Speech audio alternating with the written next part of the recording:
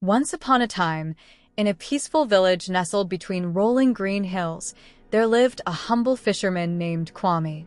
Every morning, before the first light of dawn, he would set out in his small wooden boat, casting his nets into the vast river that had long sustained his people.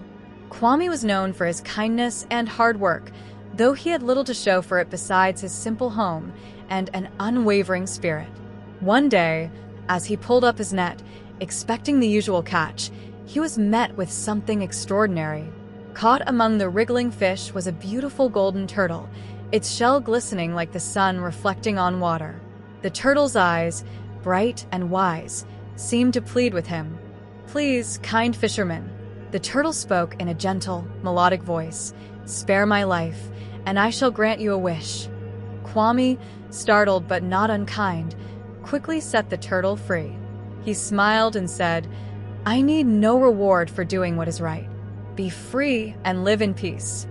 The turtle gazed at him for a long moment before disappearing beneath the water's surface.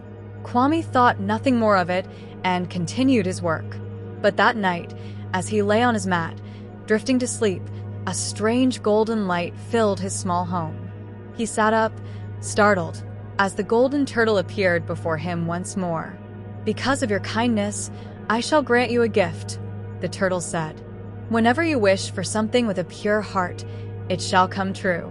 But remember, use it wisely, for greed will bring only sorrow." The next morning, still uncertain whether he had dreamt the encounter, Kwame returned to the river. When he cast his nets, he found them overflowing with the largest, freshest fish he had ever seen. Day after day, his fortune grew, yet he never took more than he needed. With his newfound prosperity, he helped his neighbors, built a better home, and made sure no one in the village went hungry. However, news of his sudden wealth spread, and it reached the ears of a greedy merchant named Badu. He visited Kwame under the guise of friendship, eager to uncover his secret. Though Kwame was humble and trusting, he was not foolish. He sensed Badu's greed and remained cautious, revealing only that fortune had smiled upon him. Unsatisfied, Badu watched Kwame closely.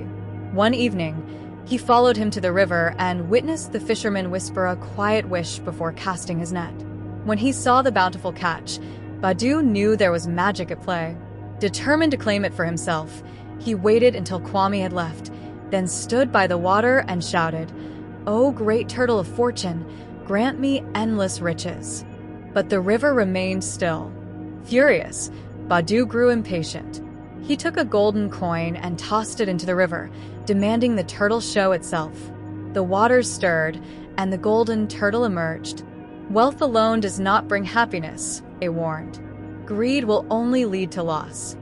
But Badu did not listen. He made grand wishes, gold beyond measure, servants to obey his every command, a palace that touched the sky. And for a time, his desires were granted. He built great towers, feasted on the rarest delicacies, and surrounded himself with luxury. Yet the more he wished for, the more he wanted. His heart grew restless, his riches never enough. He demanded more and more until one day, in his insatiable greed, he made a final wish. "I wish to control all the riches of the world." The golden turtle sighed. "So it shall be." In an instant, everything he had, his gold, his home, his fine clothes, disappeared. The magic he had abused turned against him. Now, he was left with nothing but the empty riverbank, dressed in rags, with only the vastness of his greed weighing on his heart. When the villagers heard of his downfall, they shook their heads, whispering of the curse of greed. Meanwhile, Kwame continued his simple, generous life. He never wished for more than he needed, and in doing so, he remained the richest man in the village, not in gold, but in kindness, peace, and the love of his people. And so, the golden turtle was never seen again, but its lesson lived on, whispered by the waters and carried in the hearts of those who listened. Don't forget to subscribe to the channel for more enchanting tales just like this one. Thank you.